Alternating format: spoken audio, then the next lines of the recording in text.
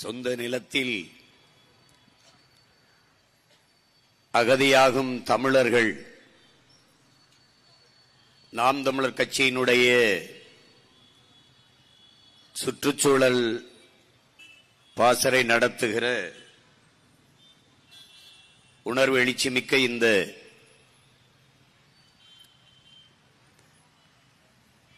பொதுக்கூட்டத்திற்கு வருகை தந்து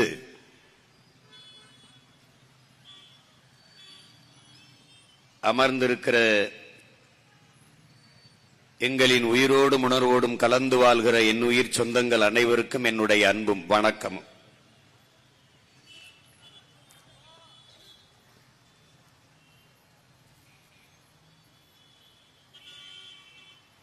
வாழ்விடத்தை இழந்து அகதியாவது எவ்வளவு பெரிய கொடுந்துயரம் என்பதை உணர்ந்து அறிந்த பிள்ளைகள் நாம் தான் இதற்காக போராட முடியும். இங்கே கூடியிருக்கிற நாம் யார்? வெள்ளையர்கள் நம்மை அடிமைப்படுத்தி ஆளத் துடித்த போது என் தாய் மண்ணில் ஒரு பிடி மண்ணை கூட உன்னை தொடவிட மாட்டேன் என்று போராடி உயிர் நீத்த மான மறவர்களின் மக்கள் நாம். இங்கே உயிரை இழக்கலாம், நம் உரிமையை இழக்கலாமா? உயிரினும் மேலானது நமது உரிமை.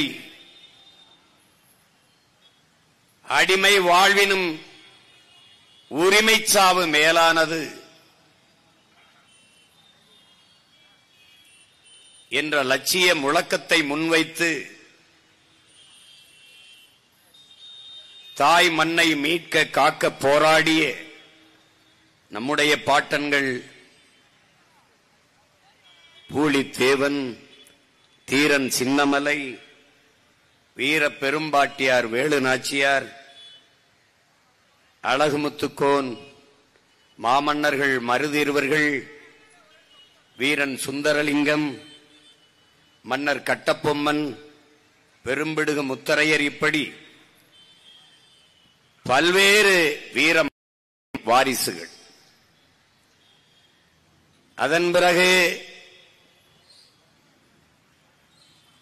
நம்முடைய பாட்டனார் செக்கிழுத்த செம்மல், நம்முடைய தாத்தாக்கள் தெய்வ திருமகன் முத்துராமலிங்க தேவர், தாத்தா பெருந்தலைவர் காமராஜர், கக்கன், சிங்கார வேலர், சிவானந்தம் போன்ற பெருமக்கள் எல்லாம் இந்த நிலம் வெள்ளையனிடம் பறிபோகிவிடக்கூடாது என்பதற்காக போராடி பெருமீகம் செய்த மறவர்கள். அவர்களுடைய பிள்ளைகள், வழி வழியே வந்த அவர்களின் வாரிசுகள், அவர்களின் இரத்த சொந்தங்கள் இன்று அதே தாய் நிலம் ஆட்சி அதிகாரத்தில் இருக்கிற கொள்ளையர்களிடத்திலே என் தாய் நிலம் போய்விடக்கூடாது என்பதற்காக போராடி கொண்டிருக்கிறோம். வெள்ளையனை எதிர்த்து போரிட்டது, போராடியது போர் என்றால், இன்றைய ஆட்சியாளர்கள் அதிகாரத்தில் இருக்கிற கொள்ளையர்களை எதிர்த்து நாம் போராடுவதும் போர்தான் என்பதை என்னரும் தமிழ் தம்பிதங்கைகள் புரிந்து கொள்ள வேண்டும். இங்கே தெற்காசிய முழுமைக்கும் பரவி வாழ்ந்த ஒரு இனத்தின் பிள்ளைகள், இந்திய துணைக்கண்ட முழுமைக்கும் பரவி வாழ்ந்த தமிழ் பேரினத்தின் மக்கள், தமிழ்நாடு என்கிற சிறிய நிலப்பரப்பிற்குள் காலடியில் குறுகி அடங்கி இந்த நிலத்தையும் கண்முன்னே பறிகொடுத்துக் கொண்டிருக்கிற பரிதாப நிலைக்கு தள்ளப்பட்டிருக்கிறோம். இதற்கு காரணம் வேறு யாரும் அல்ல, எந்த அதிகாரம் நம் அன்னை நிலத்தை நம்மிடத்தில் இருந்து பறித்து முதலாளிகளுக்கு கையளிக்கிறார்களோ அவர்களுக்கே தொடர்ச்சியாக வாக்களித்த அதிகாரத்தை கொடுத்த நாம் தான் பெரும் குற்றவாளிகள். இங்கே பேசிய என் தம்பி தங்கைகள் எல்லாம் தெளிவாக எடுத்து விளக்கினார்கள். அரை மணி நேரத்திற்கு குறையாத காணொளி ஆவணப்படம் வேறு உங்களுக்கு திரையிட்டு காட்டப்பட்டது. எப்படி ஒவ்வொரு இடத்திலும் இவ்வளவுதான் பிரச்சனை என்று கருதி விடாதீர்கள். நேரமில்லை சொல்வதற்கு. நம்முடைய கவி பேரரசு வைரமுத்து அவர்கள்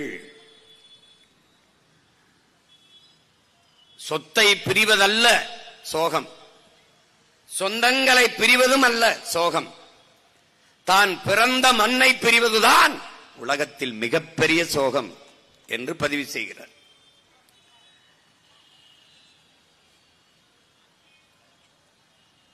நம்முடைய ஈழத்து பாவேந்தன் அண்ணன் ரத்தினதுரை அவர்கள், புதுவை ரத்தினதுரை அவர்கள், என் அன்பான மக்களே, உங்கள் தாய் நிலத்தை நீங்கள் பேரன்பு கொண்டு காதலியுங்கள். உங்களை பெற்ற தாயோ உங்களை 10 மாதம்தான் சுமக்கிறாள்.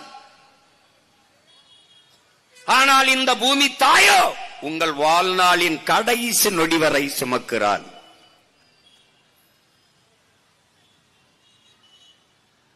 அன்னையின் மடியிலிருந்து நீங்கள் இறங்கி முதலடி வைத்தது அவள் மடியில் தானே.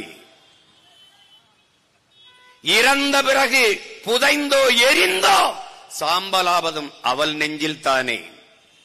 ஆகையினாலே என் அன்பான மக்களே, நீங்கள் உங்கள் தாய் நிலத்தை பேரன்பு கொண்டு நேசியுங்கள்.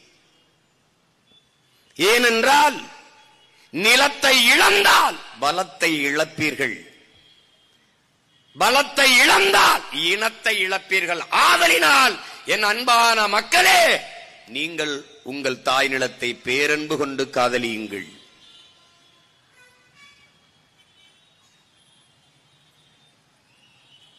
உன் இடத்தினை உறுதி செய்.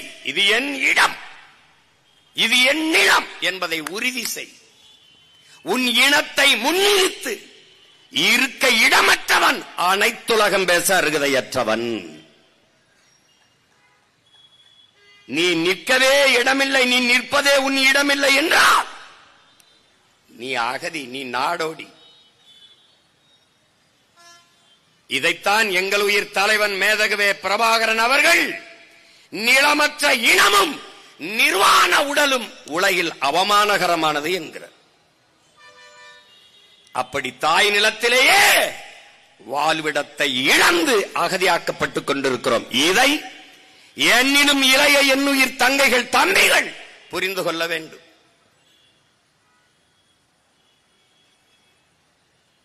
ஓட்டை குறிவைப்பவன் நாட்டை கவற்றி கவலைப்பட மாட்டான். மக்களின் வாக்கை குறிவைப்பவன் அவர்களின் வாழ்க்கையை பற்றி கவலைப்பட மாட்டான்.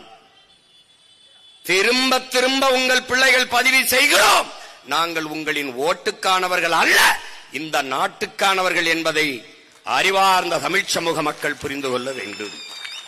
நாங்கள் உங்களின் வாக்குக்கானவர்கள் அல்ல, வருங்கால தலைமுறை பிள்ளைகளின் வாழ்க்கைக்கானவர்கள் என்பதை என்னரும் தமிழ் சொந்தங்கள் புரிந்து கொள்ள வேண்டும். இங்கே வளர்ச்சி என்ற சொல், வேலைவாய்ப்பு என்ற சொல் திரும்ப திரும்ப உங்கள் காதுகளிலே கேட்டுக்கொண்டே இருக்கும். டெவலப், எம்ப்ளாய்மெண்ட், இது போன்ற வார்த்தைகள் திரும்ப திரும்ப உங்கள் காதுகளில் விழும். ஆனால் எது வளர்ச்சி என்று கேட்டால் எவரிடத்திலும் இருந்து பதில் வராது. என்னரும் தமிழ் சொந்தங்களே, என்னிலும் இளைய என்னுயிர் தம்பி தங்கைகளே, இந்த நாடு தனிப்பெரும் முதலாளிகளின் வளர்ச்சியை ஒட்டுமொத்த தேசத்தின் வளர்ச்சி என்று கட்டமைக்கிறது. வெறும் அற்ப ஒரு 500,000 முதலாளிகள் வாழ்வதற்கு மொத்த நாட்டு குடிகளையும் நாசம் செய்கிறது.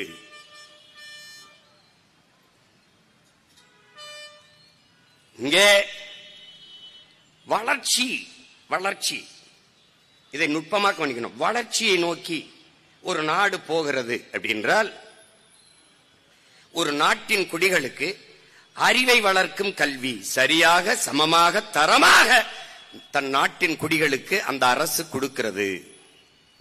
ஏழைக்கொன்று பணக்காரனுக்கொன்று உயர்ந்தவனுக்கொன்று தாழ்ந்தவனுக்கொன்று இல்லாது எல்லோருக்கும் சரியான சமமான கல்வியை ஒரு அரசு கொடுக்கிறது அல்லது கொடுக்க முயற்சிக்கிறது என்றால் அது வளர்ச்சியை நோக்கிய பயணம்.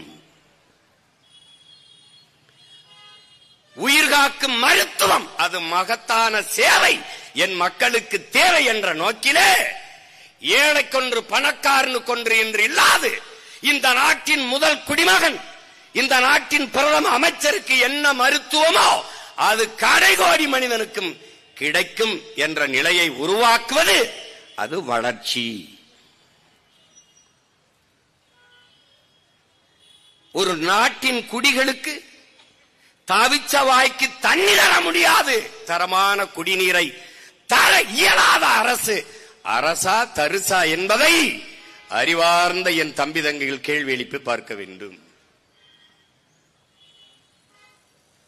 தண்ணீரை கொடுக்க முடியாது தனியார் முதலாளி. அப்பலோ கின்லே அக்கோஃபனா அந்த முதலாளி தான் கொடுப்பான். மருத்துவம் தனியார் முதலாளி தான் கொடுப்பான். போக்குவரத்து தனியார் முதலாளி தான் நடத்துவான். கல்வி தனியார் முதலாளி தான் நடத்துவான். தரமா அவனால் தான் கொடுக்க முடியும். கடைசியாக என்ன நடந்தது? குப்பையை கூட தனியார் முதலாளி தான் சரியாக அள்ளுவார். அறிவார்ந்த என் தம்பி தங்கைகளே, ஒரு கிலோ குப்பையை அல்ல 12 ரூபாய். ஒரு கிலோ குப்பை அள்ளுறதுக்கு 12 ரூபாய் அவன் எழுதி வச்சிருக்கிறது.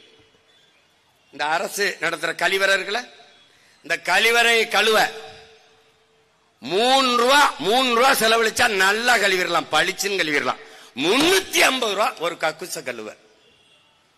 இவங்க அந்த கக்குசிலே பூட்டி வச்சு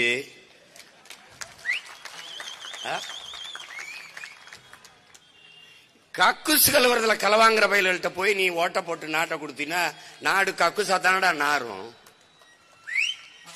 குப்பையை கூட ஒழுங்கா அள்ள தெரியாதவன்ட்ட நாட்டை கொடுத்தா நாடு குப்பை மேடா தானடா மாறும். எது வளர்ச்சி?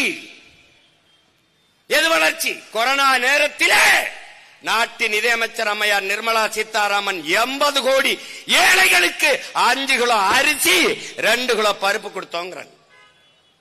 80 கோடி ஏழைகள். வளர்ச்சி. தொலைக்காட்சியை நீ திருப்ப முடியாது.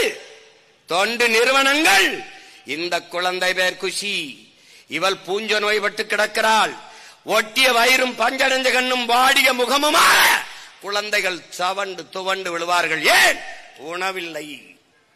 சில்ட்ரன்ஸ் வெல்ஃபேர் ஃபண்ட் என்று குழந்தைகள் நல நிதி என்று பல ஆயிரம் கோடியை இந்த நாடு ஒதுக்குகிறது. ஏன் அந்த குழந்தைகளுக்கு உணவில்லை? அப்போ ஏன்? உங்கள் குழந்தைகளைப் போல ஊட்டமாக உணவு சாப்பிட உங்கள் வருமானத்திலிருந்து ஒரு 500 ரூபாயை கொடுத்து உதவுங்கள் என்று தனியார் தொண்டு நிறுவனங்கள் கையேந்துறது என்றால் அரசு என்ன செய்து கொண்டிருக்கிறது? நாட்டின் எதிர்காலம் என்பது இந்த பிஞ்சுகள் தானே, இந்த இளம் தளிர்கள் தானே. அவர்களுக்கே உணவில்லை என்றால் எது வளர்ச்சி? எது வளர்ச்சி? வளர்ச்சி என்றால் எது? எதை நோக்கிய வளர்ச்சி? யாருக்கான வளர்ச்சி? யாருக்கான வளர்ச்சி? உலகத்திலே மிகப்பெரிய பணக்காரர் அதானி இருக்கிற நாட்டில்தான் 28 விழுக்காட்டு மக்கள் இரவு உணவில்லாமல் தூங்கச் செல்கிறார்கள். உடன் பிறந்தாரே, இது வளர்ச்சி. பசியோடு என் நாட்டு குடிகள் படுக்கச் செல்ல மாட்டார்கள். பசியோடு என் தேசத்தின் பிள்ளைகள் பச்சிளம் குழந்தைகள் படுக்கச் செல்ல மாட்டார்கள் என்ற உறுதியை இந்த ஆட்சியாளர்கள் தர முடியுமா? தந்து இருக்கார்களா? பிறகு எது வளர்ச்சி? எது வளர்ச்சி? விரைந்து செல்ல சாலை 4 வழி 8 வழி, அதிலே பயணிக்க 1.5 கோடி 2 கோடி 80 லட்சம் 90 லட்சத்திற்கு மகிழ் உந்துகள் கார், மலையை நொறுக்கி மாளிகை மலையை கற்களாக்கி சாலை, ரோடு, விரைந்து செல்ல விரைந்து செல்ல, சாலையிலே போகும்போது பளபளக்கும் கண்ணாடிகளிலே உயர்ந்த மாளிகைகள். அந்த கட்டடத்திற்கு பின்னே போனால் இடிந்த குடிசை, பலாயிரக்கணக்கான பாவப்பட்ட மக்கள், பட்டினியும் பசியுமாக ஒட்டிய வயிறும் கிழிஞ்ச துணியும் பஞ்சரஞ்ச தலையுமாக பல கோடிக்கணக்கான மக்கள். எது வளர்ச்சி? எது வளர்ச்சி? 8 வழிச்சாலை போடும்போது இவர்கள் சொன்ன காரணம் என்ன? விரைந்து சேலத்திலிருந்து சென்னைக்கு, சீக்கிரம் சென்னைக்கு போயிடலாம். சீக்கிரம் சென்னைக்கு போய் சினிமா பாப்பா, சீரியல் பாப்பா, வேற என்ன புடுங்குவ? என்ன புடுங்குவ? சீக்கிரம் சீக்கிரம். எங்கடா போறிய? சீக்கிரம் எங்க போற? பெட்ரோல் செலவு குறையும், சீக்கிரம் போயிடலாம். கார்ல போறவனை பற்றியே கவலைப்படுகிற என் நாடு,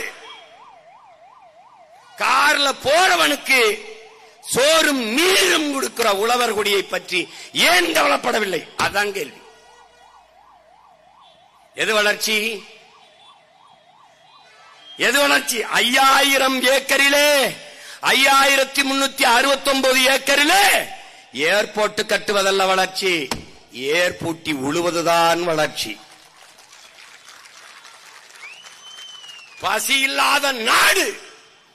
அடிமை இந்தியாவிலே இளைய புரட்சியாளன் பகத்சிங் முன்வைத்த முழக்கம், பாலுக்கு அழாத குழந்தை, கல்விக்கு ஏங்காத மாணவன், வேலைக்கு அலையாத இளைஞன், இதுதான் என் கனவு இந்தியா.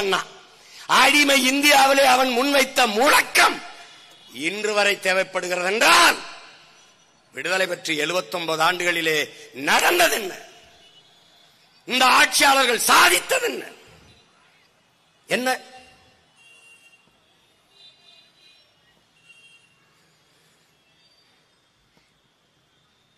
திரும்ப திரும்ப உங்கள் உடன் பிறந்தன் கற்பிக்கிறேன். எந்த தேசத்திலையும் பறந்து செல்ல விண்ணூர்தி இல்லை, பயணிக்க கார் இல்லை, பார்க்க தொலைக்காட்சி இல்லை, பயன்படுத்த அலைபேசி இல்லை, செல்போன் இல்லை என்று எந்த நாட்டிலும் புரட்சி வந்தது இல்லை. எந்த நாட்டிலே நீரும் சோறும் இல்லையோ அந்த நாட்டில் புரட்சி வராமல் இருந்ததில்லை. அதை எதிர்கொண்டு தடுக்க எந்த தலைவனும் நின்றதில்லை. உனக்கு சான்று ரொம்ப விளந்தாடாத பக்கத்தில் இங்க பங்களாதேஷ், இங்க இலங்கை, ஒரு சின்ன பகுதி, சின்ன நம்ம மாநிலத்தில், நம்மள ஒரு மாநிலம் கூட அவன் சின்ன நாடு. அவன் பொருளாதார வீழ்ச்சியை கண்டான். பங்களாதேஷ்ல கலவரம் பார்த்திருக்க, இலங்கையில கலவரம் பார்த்திருக்க. ஏன்? ஏன்? பொருளாதார வீழ்ச்சி, பசி. 1 கிலோ ஆப்பிள் 1000 ரூபாய்னா, பெட்ரோல் லிட்டர் 5000. அதிபர் ராஜபக்ச வீட்டை மக்கள் முற்றுகையிட்டார்கள். விலை உயர்ந்த கார்கள் நின்றது. ஒரு காரை கூட அந்த மக்கள் எடுத்துக்கொண்டு செல்லவில்லை. என் உடன் பிறந்தவனே 5 காரையும் தீ வச்சு கொளுத்தினார்கள். ஏன்? அவனுக்கு வேண்டியது கார் அல்ல, நீர், சோறு. நீ என்ன கற்பிக்கிறாய்? எப்படி எங்களை காலி பண்ணுகிறாய்? அதுல வந்தது பாரு. முதல்ல அணுல அங்க இருக்கிறவனை வெளியேற்றுறது, அப்புறம் தஞ்சையில மீத்தேன் ஈத்தேன் அங்க இருக்கவனை வெளியேற்றுறது, அப்புறம் பூர்வீக குடிகள் தலைநகரில் வாழ்ந்த ஆதி தமிழ் குடிகள் எங்களை அங்கிருந்து செம்மஞ்சேரி, கண்ணகி நகர், கல்லுக்குட்டை, பெரும்பாக்கத்துக்கு தூக்கி தள்ளிட்டான். திருப்பி ஒவ்வொரு இடத்துல மேல்மாவில சிப்காடு, அங்க அந்தியூர்ல சிப்காடு, பெருந்துறையில சிப்காடு, திண்டுக்கல்ல சிப்காடு, எல்லாம் சிப்காடு. சிப்காடு எங்க கையில திருவோடு, எல்லாம் சிப்காடு.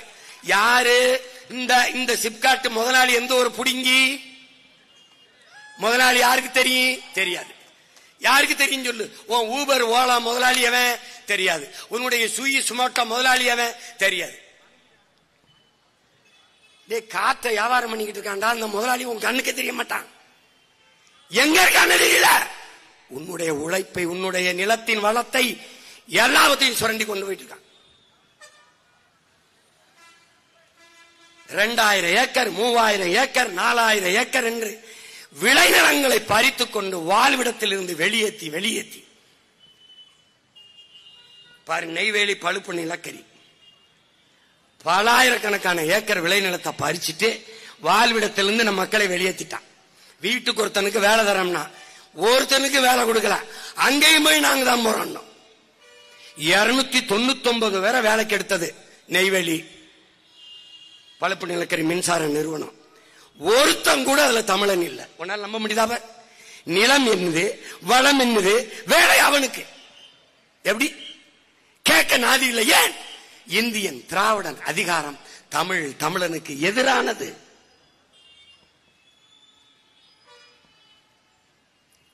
எந்த இடத்துல ஒண்ணு வச்சிருக்கான்? கடலூர்ல சிப்காட் இருக்கு, சைமா இருக்கு. அந்த தொழிற்சாலையில வளர்ந்தது என்ன சொல்லு? அங்க என்ன செஞ்சிருக்கணும்? 16 கிலோமீட்டர்ல நம்முடைய பாட்டன் அரசேந்திர சோழன் கட்டிய வீரநாராயண ஏரி இருக்கு.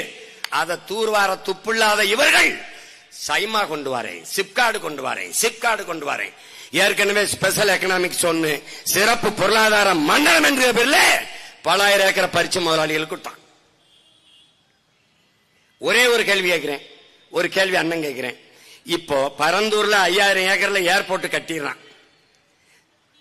திருப்பி விளைநிலம் பத்தல, அந்த ஏர்போர்ட்டை தூத்துட்டு விளைநிலமா ஆக்க முடியுமா? இதுக்கு மட்டும் பதில் சொல்லு. வாய்ப்பே கிடையாது. போரின் பேரழிவுக்கு பிறகு கூட மக்களை மறுகுடியேற்றம் செஞ்சிட முடியும். ஆனால் நெய்வேலியிலே பழுப்பு நிலக்கரி மின்சாரம் எடுத்த இடத்திலே, மீத்தேன் ஈத்தன் எடுத்த இடத்திலே, அணு உலை ஸ்டெர்லைட் வச்ச இடத்திலே என் மக்களை மறுகுடியேற்றம் செய்ய முடியாது.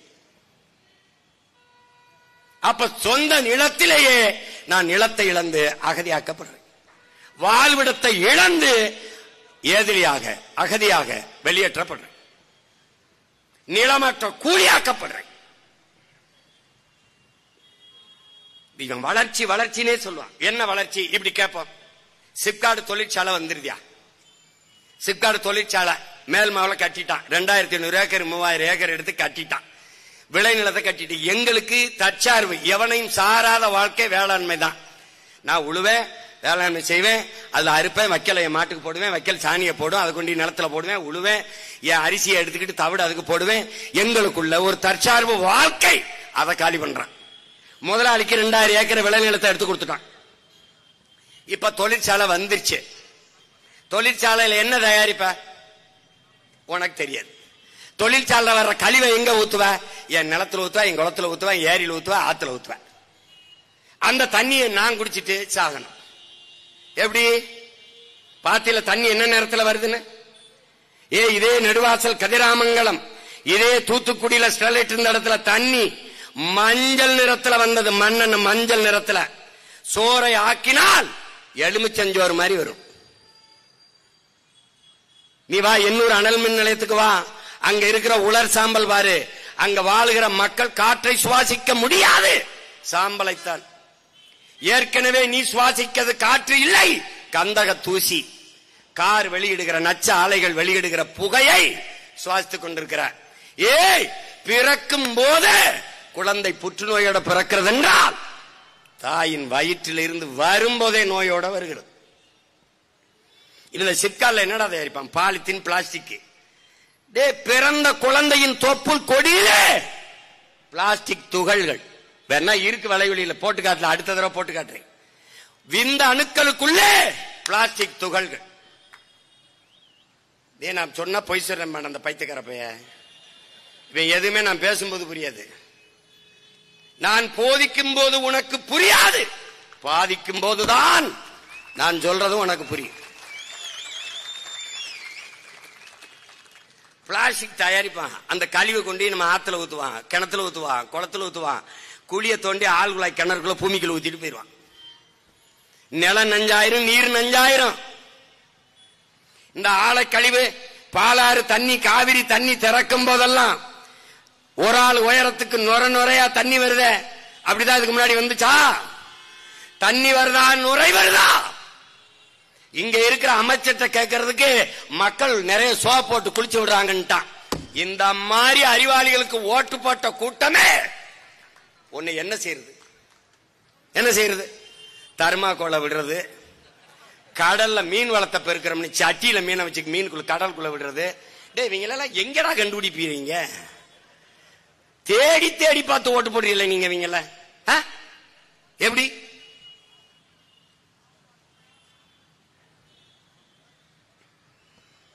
இந்த சிப்காட் தொழிற்சாலைகள்ல வர்ற கழிவை இப்ப கர்நாடகால இருந்து ஆந்திரால இருந்து இந்த பாலாற்று தண்ணியை திறக்கும் போது என்ன பண்றான்னா அந்த ஆலைகள் இருக்கிற கழிவை தேக்கி வச்சுக்கிறான். நமக்கு தண்ணியை திறக்கும் போது அதோட சேர்ந்து திறக்கிறான். அது வரும்போது அப்படியே நுரையா வருது. அப்ப அந்த நுரை என்ன பண்ணுது? அப்படியே போய் எங்க போனாலும் நிலத்தடி நீர்ல அந்த ஆலை கழிவு நஞ்சு போய் படியுது. அதுல விளையிறது நஞ்சா விளையும். அதை சாப்பிட்டா நீ விஷத்தை சாப்பிடுறியா உணவை சாப்பிடுறியா யோசிச்சுக்க. இந்த கரையில ஓடுற நதியில இரு கரையிலையும் மானு மயில் கொக்கு குருவி யானை காட்டெருமை சிங்கம் புலி கரடி காக்க கொக்கு எல்லாம் அந்த நீரை தான் குடிக்குது. அப்புறம் அந்த நீர் பூமிக்குள்ள போகுது. அததான் நீ ஆள் குழாய் கிணறு போட்டு அல்லது கிணறு வெட்டி குடிக்கிற. இப்ப தண்ணி குடிக்கிறியா விஷத்தை குடிக்கிறியா? இப்ப இந்த ஆளை தண்ணி எங்க ஊத்துவான்? அங்கதான் ஊத்துவான்.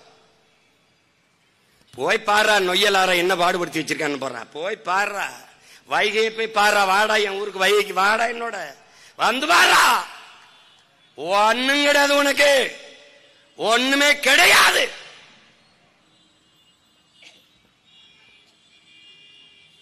திரும்ப திரும்ப நான் சொல்றேன், இன்னொரு முறை இங்க பாரு. உதயசூரிய ரெட்டல உதயசூரிய ரெட்டல உதயசூரிய ரெட்டல உதயசூரிய ரெட்டல அரை அங்குலம் கூட இந்த நாடு வளர்ச்சியை எட்டல.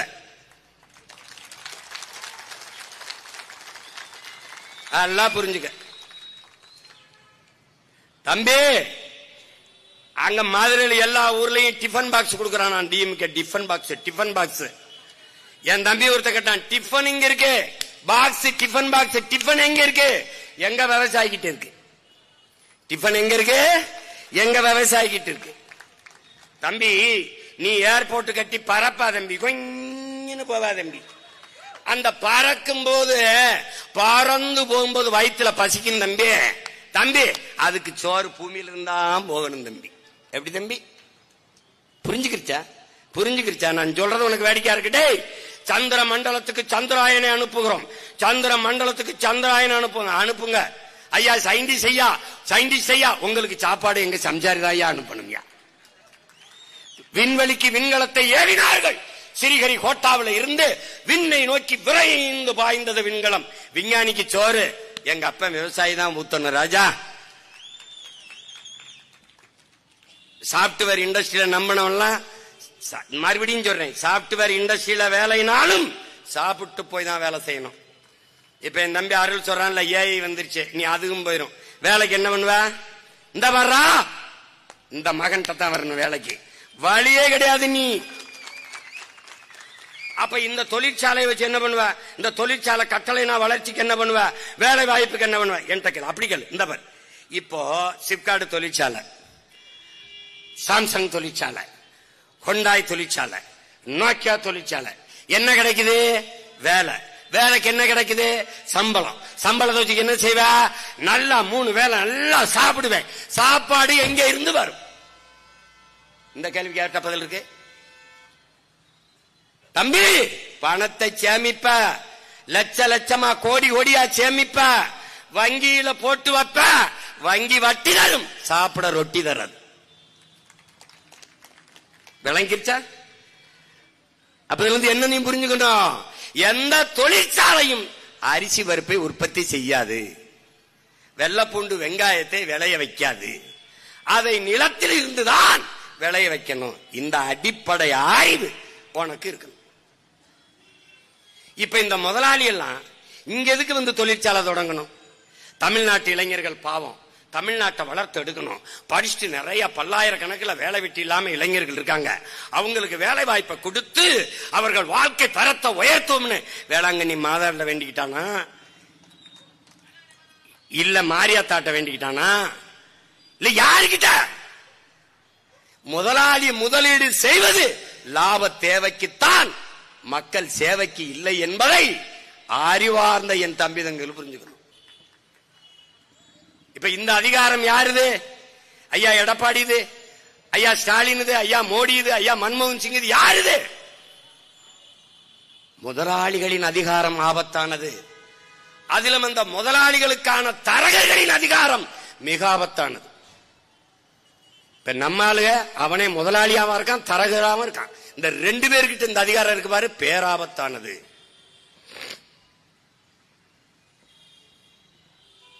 இப்ப நீ எப்படி வேலை கொடுப்ப? இப்ப 2000 ஏக்கர் 3000 ஏக்கர்ல மேல் மாவுல எடுக்கிறான்ல, நான் எடுக்க மாட்டேன். என்ன பண்ணுவேன்? அருள் நம்ம ஆளுகளை எல்லாம் கூப்பிடு, இங்க என்ன வரும் 2000 ஏக்கர்ல? அண்ணே அருமையா கரும்பு வரும்னே, கரும்பு போடா. 2000 ஏக்கர்ல கரும்பு எல்லாரும் விளைய வைப்போம். நாங்களே விளைய வச்ச அங்கே தொழிற்சாலை, அங்கேயே தொழிற்சாலை, வேலை வாய்ப்பு. எப்படி? கரும்புல இருந்து எத்தனால் பெட்ரோல், கரும்பு சக்கையிலிருந்து சாப்பிடுற தட்டு, கரும்புல இருந்து நாட்டு சக்கரை, கற்கண்டு, வெல்லம் தயாரிக்கிற தொழிற்சாலையை மேல்மா மக்கள் வாழ்கிற இடத்திலே கட்டுவேன். உனக்கு வேலை தானே கேட்ட? வேலை தானே கேட்ட? 4000 ஏக்கர் 2000 ஏக்கர் 3000 ஏக்கர் என்று முதலாளி எவன் தெரியாம நச்சு ஆலைகளை நிறுவனி பறிக்கிற அந்த இடத்திலே ஆடு மாடுகள் வளர்க்கிற பண்ணை, நாட்டு கோழி வளர்க்கிற பண்ணை. மாடுனா மாடு இல்ல, மாடு பால், பால் இருந்து பாலாடை கட்டி, நெய், தயிர், மோர், அப்புறம் சீஸ், இத்தனை தொழிற்சாலைகளா. பைத்தியக்கார பரதேசி, அத்தனை தொழிற்சாலைகளா. இந்த மாதிரி மீத்தேன் எடுக்கிறானா தஞ்சாவூர்ல. இப்ப கடலுக்குள்ள போய் என் தங்கச்சி கார்த்திகா சொன்ன மாதிரி முதல்ல மலையை நொறுக்கிட்டான், மலை சார்ந்த இடத்து குறிஞ்சி அழிச்சிட்டான், அடுத்து காடு காடு முல்லை அழிச்சிட்டான், வயலும் வயல் சார்ந்த இடத்த மீத்தன் ஈத்தன் நக்கி எடுத்துட்டான்.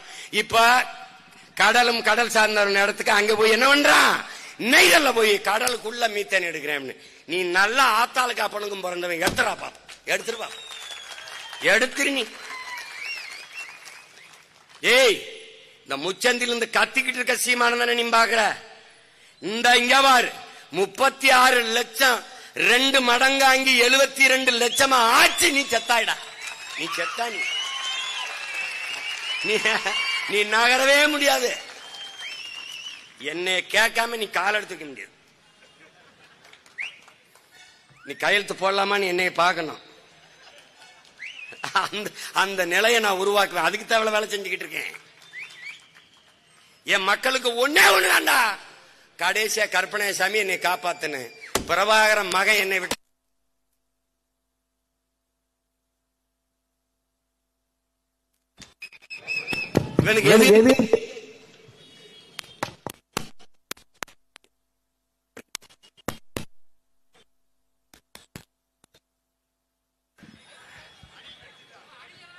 அனிலா, அது பாவம், அது அது அது பாவம்.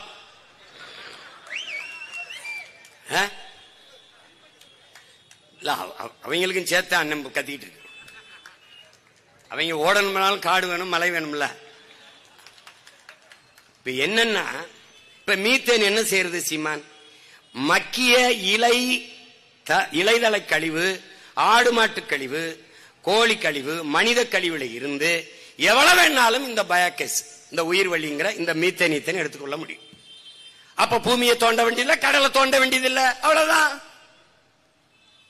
இப்ப என்னோட நெய்வேலி பழுப்பு நிலக்கரிய மூடு, காற்றாலைக்கு வா, சூரிய ஒளிக்கு வா, சூழியலுக்கு எந்த கேடும் இல்ல. அதுக்கு விளைநிலத்தை பறிக்காத, பயன்பாட்டுக்கு இல்லாத விளைச்சலுக்கு பயன்பாடாத கரட்டு காடுகளை பயன்படுத்து. இப்ப சாலையில் இருக்கிற இந்த டிவைடர் அதுல பூரா போடு, எங்கெங்க விளக்கு கம்பங்கள் இருக்கோ அதுல பூரா போடு, எங்கெங்க அரசு கட்டடங்கள் இருக்கோ மேற்கூரை பூரா சூரிய ஒளி போடு, கழிவறை மேற்கொண்டு போடு, பேருந்து நிலையமா போடு, எல்லா இடத்திலையும் போடு. எந்த கட்டடம் புதுசா கட்டினாலும் மேலே சூரிய ஒளி தகடை பொருத்தினால்தான் உரிமம் தருவோம் கூடு. எல்லாம் சரியா சர சர சர சரன்னு போட்டுருவான். உனக்கு என்ன இருக்கணும்? நோக்கம் இருக்கணும். நீ விளைநிலத்தை 5000 ஏக்கர் 6000 ஏக்கர்னு பறிச்சு அரசு உற்பத்தி செய்யல, தனியாற்ற கொடுக்குது. நெய்வேலி பழுப்பு நிலக்கரி ஆபத்தானது அரசு கிட்ட, ஆனா உலை ஆபத்தானது அரசு கிட்ட, ஆனால் மின்சாரம் ஆபத்தானது அரசு வச்சிருக்கு. ஆனால் எந்த பாதிப்பும் இல்லாத சூரிய ஒளி காற்றாலையை தனியார் முதலாளிகளுக்கு தாரை வார்க்குது. அதுக்கான நிலத்தை அரசை ஆக்கிரமித்து எடுத்துக் கொடுக்கு. நிலம் கையகப்படுத்துகிற சட்டம் பேராபத்தானது. தம்பி அருள் சொன்னான் பாரு, நிலத்தை எடுக்கும் போது போராடுற உரிமை உனக்கு உண்டு, அதை கேட்கறதா கேட்க வேணாம்ங்கிற உரிமை அரசுக்கே உண்டு. இது எப்படிப்பட்ட தீர்ப்பு? இந்த மாதிரி எல்லாம் இவங்களால தான் சிந்திக்க முடியும். ஈழத்துல நடந்த போருக்கு விசாரணை ஐநா சொல்லுது, இலங்கை அரசே நடத்தி கொள்ளலாம். எவன் என்ன கொன்னானோ நீயே விசாரிச்சு அதுக்கு தண்டனை கொடுத்துக்கலாம். எப்படி கொலை பண்ண நானு அதை விசாரிச்சு நீதி அப்படி ஒரு கொலையே நடக்கலன்ட்டு போயிருவோம்ல, அது மாதிரிதான் இது. இங்கே நிறுவப்படுகிற அதிகாரங்கள் மக்களுக்கானது இல்லை என்பதை என்னரும் தம்பி தங்கைகள், என் உயிர் சொந்தங்கள் புரிந்து கொள்ளணும். இது முதலாளிகளுக்கான அதிகாரங்கள், அவர்களை பாதுகாக்கக்கூடிய அதிகாரங்கள், அவர்கள் பாதை போட்டுக் கொடுக்கிற அதிகாரங்கள், அவர்களுக்கு பல்லக்கு தூக்குற அதிகாரங்கள், அவர்களுக்கு பரிவட்டம் கட்டுகிற அதிகாரங்கள், அவர்களுக்கு பணிவிடை செய்கிற அதிகாரங்கள். இந்த அதிகாரங்களை தூக்கி வீசாமல் உழைக்கும் பாட்டாளி வர்க்கத்திற்கான அதிகாரம் வராது. அதை புரிஞ்சுக்கணும். வேலை வாய்ப்பை கொடுக்க தொழிற்சாலை பண்ணி கொண்டு வர முடியாது நினைக்காத, வளர்ச்சியை கொண்டு வர முடியும். என்கிட்ட கூட 5 வருஷத்துல வேலை இல்லைங்கிற சொல்லு இருக்காது, பசிங்கிற சொல்லு இருக்காது, வறுமை ஏழ்மைங்கிற சொல்லு இல்லாமல் ஓடித்து காட்டல எனக்கு. அப்ப என்ன செய்யணும்? எல்லாத்திற்கும் மாற்று இருக்கு. மீத்தேனா மாற்று இருக்கு, மின் உற்பத்தியா மாற்று இருக்கு. அதுக்கு ஏன் கடலுக்குள்ளே கட்டுற? இருக்கிற துறைமுகத்திலே வேலை இல்ல. நம்ம பாட்டனார் வாபுசி பேர்லையும் தாத்தா காமராஜ் பேர்லையும் இருக்கிற துறைமுகம் இயற்கை துறைமுகம், அதிலே வேலை நடக்கல. 40 விழுக்காடு தான். எங்கேயும் சரக்கு கப்பல் வந்து தேங்கி நிக்கல, எங்கேயும் சரக்கு இறக்கி ஏத்த முடியாம தேங்கி நிக்கல. பிறகு அதுக்கு 6117 ஏக்கர்ல அதானி கட்டுகிறார் காட்டுப்பள்ளியில ஏர்போர்ட் துறைமுகம். எது கட்டுறாரு? இப்ப செயற்கை துறைமுகத்தை கட்டும் போது பல லட்சக்கணக்கான டன் கற்களை கொண்டு அந்த கடலுக்குள்ள கொட்டணும். கட்டும்போது கடலின் நீர்மட்டம் உயரும்.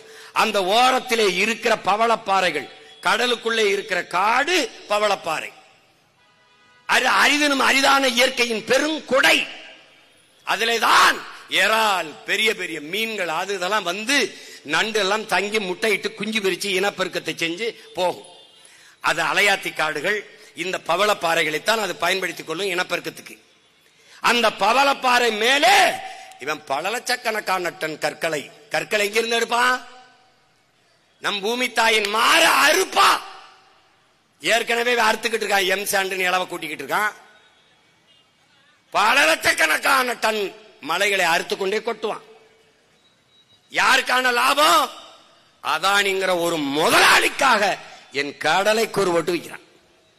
என் தாயின் உடலை கூறுபட்டு வித்தது போல என் கடலை கூறுபட்டு விற்கிறான். அந்த இடத்துல அவன் நுழைய விட மாட்டான். தனியார் முதலாளிக்கு கப்பல் துறைமுகத்தை கொடுத்து விட்டால் அரசு இயக்கி கொண்டிருக்கிற தாத்தா வாபு காமராஜ் பேர்லையும் நம் பாட்டன் வாபுசி பேர்லையும் இருக்கிற அரசு துறைமுகங்கள் செயல் இழக்கணும். அங்கே இழப்பு வரணும், அதானிக்கு லாபம் வரணும் என்றால் இந்த 2 துறைமுகத்தை மூடணும். 6 மாசம் கழிச்சு என்ன பண்ணுவான்? அது சரியா இல்லைன்னு மூடுவான். இப்ப இந்த அரசு போக்குவரத்திற்குள்ள பரிந்துரை எல்லாம் தனியாருக்கு தாரை வார்க்கிறான், தொடர் வேண்டிய தாரை வார்க்கிறான், விண்ணூர்திய பூரா தாரை வார்த்து கொடுத்துட்டான். அதை போல நம்முடைய இயற்கை துறைமுகத்தை 2ஐயும் மூடிடுவான். அது தொடர்ச்சியா நீங்க கவனிச்சுக்கிட்டே வா. ஒவ்வொரு இடத்துலயும் நம்ம நுட்பமா வெளியேற்றுவான். ஆனால் என்ன சொல்லுவான்? வேலை வாய்ப்பு, வளர்ச்சி, இளைஞர்களுக்கு வேலை வாய்ப்பு, வளர்ச்சி. கிழிச்ச 12,800 பேரு 14,000 பேரு வேலைக்கு ஆசிரியர் தேர்வுக்கு எழுதிட்டு பணி நியமனத்துக்காக காத்திருக்கான். எங்க கொடுத்த? 12,100 பேர் பகுதி நேர ஆசிரியரா வீதியில் நிக்கிறான். எங்க கொடுத்த? பலாயிரக்கணக்கில் குப்பை எழுகிற தூய்மை பொறி பணியாளர்கள் வீதியில் நின்று போறாங்க. எங்க கொடுத்த? கொரோனா நேரத்தில் உயிரை கூட பொருட்படுத்தாம அந்த செவிலியருக்கு அரசு பணி நிரந்தரம் என்று சொன்ன. எங்க கொடுத்த? ஏமாற்று. வேலை வாய்ப்பு யாரு கொடுப்ப? இந்த முதலாளி யாரு? மேல் மாவுல சிப்காட் தொழிற்சாலை ஆரம்பிக்க போற முதலாளியார், அந்தியூர்ல பெருந்துறையில் ஆரம்பிக்க போற முதலாளியார் யாரு? இப்போ சென்னை மீனம்பாக்கம் விண்ணூர்தி நிலையத்தில் இப்ப நம்ம கேட்போம், கோயம்பேடுல ஒரு பேருந்து நிலையம் இருக்குல்ல, இருந்தது. எந்த பேருந்துல வந்த பயணியாவது இங்க நெருக்கடிகள் அதிகம், எங்களுக்கு வசதி இல்லை, இதைவிட பெரிய பேருந்து நிலையம் வேண்டும் என்று எவனாவது ஒருவன் வீதியில் இறங்கி போறானா? இல்லை. பிறகு எதற்கு 410 கோடி செலவழிச்சு அந்த கிளாம்பாக்கத்தில் போய் கட்டினேன்? இங்க பாரு, சென்னையில் மதுரையில இருந்து எங்க ஊர்ல இருந்து ராமேஸ்வரம் சிவகங்கை மதுரையில இருந்து சென்னைக்கு வர 1500 ரூபாய். இந்த கிளாம்பாக்கத்திலிருந்து சென்னைக்குள்ள வர கிளாம்பாக்கத்துக்கு வர 1500 ரூபாய், இந்த கிளாம்பாக்கத்திலிருந்து சென்னைக்குள்ள போக 1500 ரூபாய். எப்படிப்பட்ட வளர்ச்சி பாத்தியா? இது யாரு கேட்டது?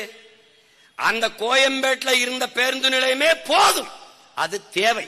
அங்க பேருந்து நிலையம் கட்டினது தேவை. அது இருக்கும் போதே 410 கோடியை செலவழிச்சு அதிமுக தொடங்குச்சு, அடிக்கல் நாட்டுச்சு, ஐயா ஸ்டாலின் கட்டி முடிச்சு, அவங்க அப்பா வேற வச்சு, அது 100ஆண்டு விழா அப்படின்னு வச்சு அவர் சிலையை வச்சு மேல பார்த்தா உதயசூரியன் சின்னத்தை போட்டு, யாரு அவன் பரம்பரை சொத்தை வச்சுட்டு கட்டின பேருந்து நிலையம்ல, அவங்க சின்னத்தை வச்சு மக்கள் காசுல சின்னத்தை போட்டான். நீ என்னத்தை பார்த்த? என்னத்தை பார்த்த சொல்லு. புலம்புவா பொங்கல் வரும்போது ரொம்ப கஷ்டமா இருக்கு, நாங்க இங்க இருந்து ஊருக்கு போக முடியல, ராத்திரி எல்லாம் இருக்கும்னு. தேர்தல் வரும்போது 500 ரூபாய் எங்கிட்டு நீட்டு ஓட்ட இங்கிட்டு போட்டு எங்களை ரோட்ல போட்டு போயிருவேன். எப்படி? யாரு கேட்டதே? கோயம்பேடு பேருந்து நிலையம் தேவை தேவை. ஆனால் கிளாம்பாக்கம் பேருந்து நிலையம் பேராசை. மீனம்பாக்கம் விண்ணூர்தி நிலையம் என்பது தேவை, எசென்சியல், தேவை, அவசியம். ஆனால் பரந்தூரிலே 5369 ஏக்கர்ல விண்ணூர்தி நிலையம் என்பது பேராசை. எழுப்புகிற கேள்விக்கு நீ பதில் சொல்லணும். மீனம்பாக்கம் விண்ணூர்தி நிலையத்தில் இந்த நாட்டில் இருக்கிற எந்த தலைவனை விட அதிகமா பறக்கிறது நான் தான். ஏன்? தினங்கூட்டம். மதுரைக்கு போவேன், கோயம்புத்தூருக்கு போவேன், திருச்சிக்கு போவேன், தூத்துக்குடி போவேன், போயிட்டு இருக்கேன். இவங்க எல்லாம் சொந்த விமானம்ல வச்சு போவான். ஆனால் நான் ஒரு தடவை இங்க வசதி பத்தல அப்படின்னு சொல்லலையே. இந்த இந்த விண்ணூர்தி நிலையத்தை பெருசா கட்டு அப்படின்னு நான் சொல்லலையே. ஒரு கேள்வி உங்களுக்கு எழுப்புறேன். கோயம்பேடு பேருந்து நிலையத்துக்கு இடத்த கொடுத்தது யாரு? மக்கள். மீனம்பாக்க விண்ணூர்தி நிலையத்துக்கு 1301 ஏக்கர் நிலத்தை கொடுத்தது யாரு? அடி தாங்கல அவனுக்கு. இந்த மீனம்பாக்க விண்ணூர்தி நிலையத்துக்கு 1301 ஏக்கரை கொடுத்தவன் யாரு? என் மக்கள் தான். சேலத்தில் இருந்து சென்னைக்கு 4 வழிச்சாலைக்கு இடத்தை கொடுத்தது யாரு? நிலத்தை கொடுத்தது யார்? வீட்டை இடிக்க, கடையை இடிக்க அனுமதிச்சவன் யார்? என் மக்கள் தான். ஏன்? தேவை தேவை. ஆனால் 8 வழிச்சாலை என்பது பேராசை. அப்ப நீ போடுறவனா இருந்தா என்ன செய்யணும்? அறிவா இருந்தவன், நாட்டை மக்களை நேசிக்கிற தலைவன் என்ன பண்ணிருக்கணும்? பிரேசில் போல, ஜப்பான் போல மலையை வெட்டாம, காடழிக்காம, நிலத்தளிக்காம ஒரே ஒரு தூண் மலைக்கு மேல ஏத்தி அப்படி விரிச்சு 18 வழி கூட போட்டுக்க. மகராசனா கிடா வெட்டி பொங்க வலிக்கிறான், தேங்காய் உடைக்கிறான். அதை விட்டுட்டு மலையை 2ஆ அறுக்கிறது, காடை புறம் அழிக்கிறது, விளைநிலங்கிற புறம் பறிக்கிறது, ரோட போட்டு என்ன பண்றது? அங்க சண்டை. நான் ஜெயிலுக்கு போனேன், என் தம்பி அருள் வந்தாப்ல, வந்தில என்னை ஜெயில தூக்கி போட்டாப்ல. அங்க நீதிபதி என்னை பார்த்த உடனே சரி போங்க நீங்கன்னு விட்டாப்ல. அதுக்கு கத்துனாங்க பாருங்க, அவரை விட்டுட்டாங்க அப்படின்னு. அன்னைக்கு சொன்னேன், நீ கல்லு தான் உண்டலாம், ஒரு தடவை நீ ரோடு போட முடியாது, ஒரு நாளும் போட முடியாது. அரிட்டாப்பட்டியில டங்ஸ்டன் டங்ஸ்டன் நான் சொன்னேன், ஒரு கல்ல கூட போட முடியாது, போடா விட்டான். அதேதான் இப்ப சொல்றேன், நீ எங்க கட்டின்னு பரந்தூர்ல ஏர்போர்ட் கட்டி பறக்க விடு பாப்போம். ஒரு வேலை மயிரும் கிடையாது, தேர்தலாவது ஈராது. போடுறா கூட அறத்தடை பாடுறா, பாடுறா, இங்கே படுத்துக்கடா வேடா.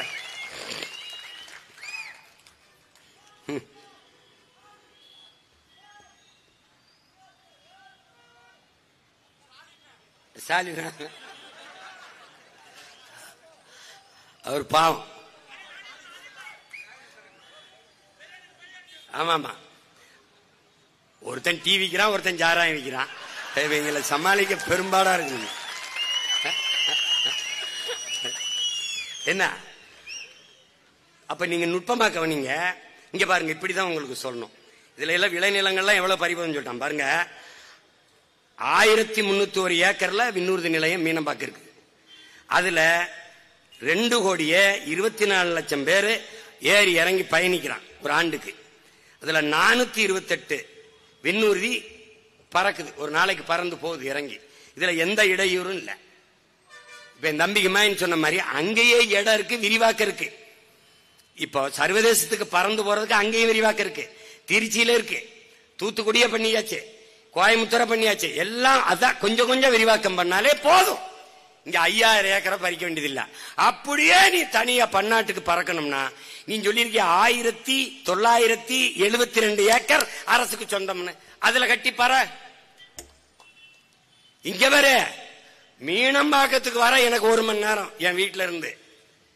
அங்கிருந்து பரந்தூருக்கு வர 3 மணி நேரம். சென்னையில இருந்து டெல்லிக்கே பறந்து போயிடலாம். நானு என் வீட்டுல இருந்து இங்க வர 3 மணி நேரம் இருக்கு. இப்ப நான் என்ன பண்ணணும், மீனம்பாக்கத்துக்கு வந்து அங்க ஒரு பிளைட்ட பிடிச்சி பரந்தூர்ல இறங்கி இங்க இருந்து போகணும். கூட யார கூட்டி போகணும், இந்த திராவிட மாடல் 2.0, இந்த டெவலப் பாய்ஸ். வாங்கடா டே, பெட்டியை தூக்குங்கடா, டேய் தண்ணிங்கடா, வாங்கடா கூட கூட்டி.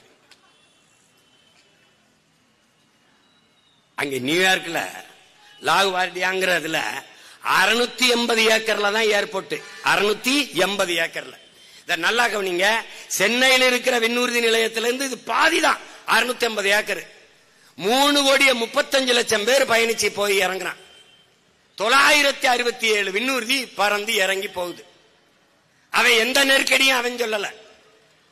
ஏன்னா அவனுக்கு நிலத்தின் அருமை தெரியும். ஒவ்வொரு நாடும் பன்னாட்டு விண்ணூர்தி நிலையங்கள் மிக குறைந்த அளவிலே இருக்கு. வாஷிங்டன்ல ரீகன் நேஷனல் விண்ணூர்தி நிலையம் இருக்கு. அதுல 861 ஏக்கர்ல தான் அந்த விண்ணூர்தி நிலையம் இருக்கு. 861 ஏக்கர்ல. அதுல 2,63,00,000 பேர் ஏறி போய் இறங்குறான். அதுல 812 விமானங்கள் விண்ணூர்திகள் இறங்கி ஏறி பறந்துருது, ஒரு இடையூறும் இல்ல. ஜப்பான்ல புகோகால அங்க இருக்கிற விண்ணூர்தி நிலையத்துல 877 ஏக்கர்ல தான் அந்த விண்ணூர்தி நிலையம் இருக்கு. அங்க 2,68,00,000 பேர் பயணிக்கிறான், எந்த இடையூறு இல்ல. 500 விண்ணூர்தி வானூர்தி ஏறி இறங்கி பறந்துருது, ஒரு ஒண்ணும் கிடையாதுங்க. ஆனால் இவன் 1301 ஏக்கர்ல வச்சுக்கிட்டு 428 விண்ணூர்தி ஏறி இறக்குறது. இதுல இப்ப விண்ணூர்தி நிலையம் பரந்தூர்ல கட்டட்டும், 20,000 கோடி முதலீடுங்கிறாங்க. 26ல 26ல முடிப்பா, 26ல தொடங்கி 28ல முடிப்பேன்னு இருக்காங்க. சரி கட்டட்டும். ஆனால் பறக்க போற வானூர்தி யாருது? இப்ப சென்னை மீனம்பாக்கத்துல பறக்கிறது இண்டிகோங்கிற ஒரு தனியார் முதலாளியோட. ஒரு தடவை நான் தூத்துக்குடிக்கோ மதுரைக்கோ கோவைக்கோ பறக்க 24,000 கட்டணம் வசூலிக்கிறார். அவர் 9:50க்கு வண்டினா அவர் 11 மணிக்கு எடுத்தா அவர் சொன்னதான் எஜமான் எடுக்கிறதா நேரம், அவர் விதிக்கிறதா கட்டணம். திடீர்னு 26,000 இரு வழக்கு தானே, கேஸ் தான் வர மாட்டேங்குது, கேஸாவது வரட்டும். பேச வந்ததை பேசாம நீங்க முன்னாடி பேசணுங்க, சுருக்கமா பேசிட்டு இறங்கி இருக்கணும் இல்லையா? இவாடி பேசுங்க, படம் போட்டு காட்டுங்கடான்னா அவன் ரொம்ப நேரம் போடுறான், பாதி அந்த அவன் காட்டு மறைக்க மாட்டேன். இதெல்லாம் இல்ல, பேசிட்டு தான் வருவான். வழக்கு போட்டா என் தம்பி மனோஜ் மேல போடுவான், அந்த அவன் மேல போடுவான், அண்ணன் மேல போடுவான். சேர்ந்தாப்புல போவான்டா, என்னடா இருப்பா, இன்னும் செய்தி இருக்கு. அதனால இப்ப என்னன்னா, இதனால ஒரு ஆனார், நாங்க சுருக்கமா சொல்லுகிறது ஆனார், ஏர்போர்ட் கட்டுறதை கைவிட்டுருங்க ஆனார். எந்த என் நிலத்தின் வளத்தை பறிக்கிற நச்சு திட்டங்களை, விளைநிலங்களை பறிக்கிற திட்டங்களை இந்த அரசுகள் கைவிடணும். நிலத்தின் அருமை தெரிந்த பிள்ளைகள், தாய் நிலத்தை இழந்து ஏதிலிகளான இனத்தின் மக்கள், சொந்த நிலத்தை இழந்தால் என்ன ஆகும் என்பதை அறிந்த இனத்தின் பிள்ளைகள் ஒருபோதும் இதை அனுமதிக்க மாட்டோம். வளர்ச்சி என்பது எது வளர்ச்சி? ஏற்கனவே இருக்கிற விண்ணூர்தி நிலையத்தில் என்ன பிரச்சனைன்னு சொல்லுங்க. இப்போ அவங்க சொல்றது 100 கோடி, இப்ப 2 கோடிய 24 லட்சம் பேர் பறக்கிறத ஒரு 2050 மாதிரி வர்ற போது 100 கோடி மக்கள் பறந்து போய் வரணும்னா இந்த நாட்டில் இருக்கிற மொத்த பேரையும் வேற எங்கேயோ ஒன்று இறக்கி விட்டலான்னு முடிவு பண்ணிட்டான்னு நினைக்கிறேன். இங்க வச்சு எதுவும் வேலை கொடுக்கறதா இல்ல. அதனால நீ என்னைய 26ல ஆரம்பிப்பேன்னு இருக்கான். 26ல என்னை ஜெயிக்க வச்சுட்டீன்னா அது கடை முடிஞ்சிடும். நீ நிம்மதியா படுத்து தூங்கலாம். அதுக்கு நீ என்ன பண்ணணும்னா ஒரே ஒரு ஓட்டை விவசாயிக்கு போட்டு வீட்டுல போய் நிம்மதியாரு நாட்டை என்று கொடுத்துரு. தம்பி, பரந்தூருக்கு மட்டும் இல்ல தம்பி, எல்லா ஊருக்கும் தான் இது.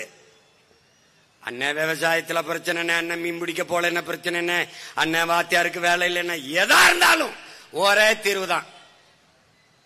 மக்களின் பிரச்சனையை அரசு கையில் எடுக்காத போது அதிகாரத்தை அரசை மக்கள் கையில் எடுப்பதை தவிர வழி இல்லை.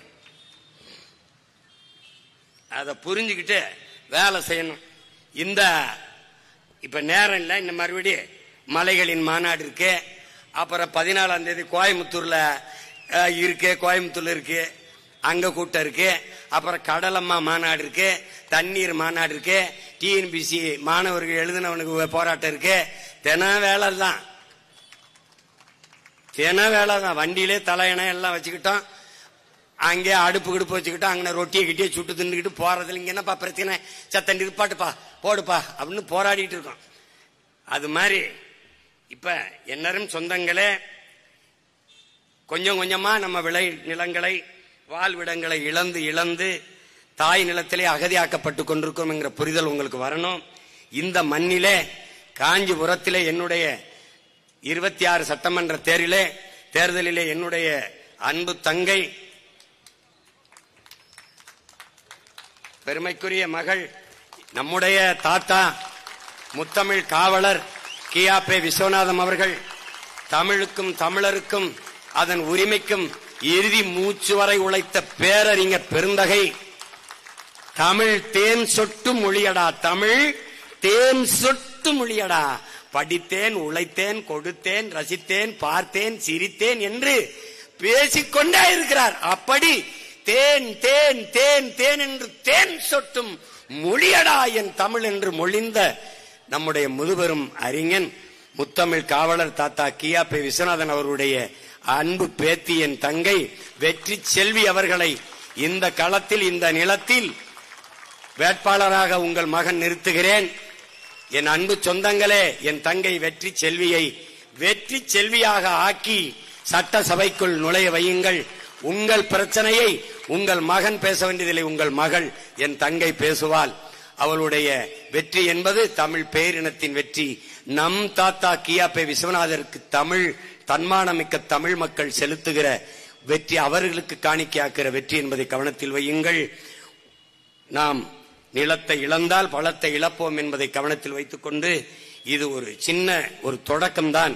தேர்தல் களம் இருக்கிறது, தினம் பல்வேறு மேடைகள் இருக்கிறது. ஒவ்வொரு நாளும் இந்த கருத்தை எடுத்து எடுத்து வைத்து நாம் இதை வலிமை மிக்க ஒரு சிக்கலாக, பெரிய பிரச்சனையாக கொண்டு போய் அதிகாரத்தின் கவனத்துக்கு கொண்டு செல்வோம். அப்படி இல்லை என்றால் டங்ஸ்டன் தொழிற்சாலையை கைவிட்டது போல பரந்தூர் நிலையத்தை கைவிடும் வரை உங்கள் மகன் களத்திலே நிற்பேன் என்கிற உறுதியை தருகிறேன். நம் இலக்கு ஒன்றுதான், இனத்தின் விடுதலை. இனம் ஒன்றாவோம், இலக்கை வென்றாவோம். தமிழ்தாய் வாழ்க, தலைவர் பிரபாகரன் வாழ்க. உங்களுடைய 26 சட்டமன்ற தேர்தலின் வேட்பாளர், வெற்றி வேட்பாளர் என் அன்பு தங்கை வெற்றி செல்வி. நம்முடைய சின்னம் விவசாயி. நன்றி, வணக்கம். நாம் தமிழ்.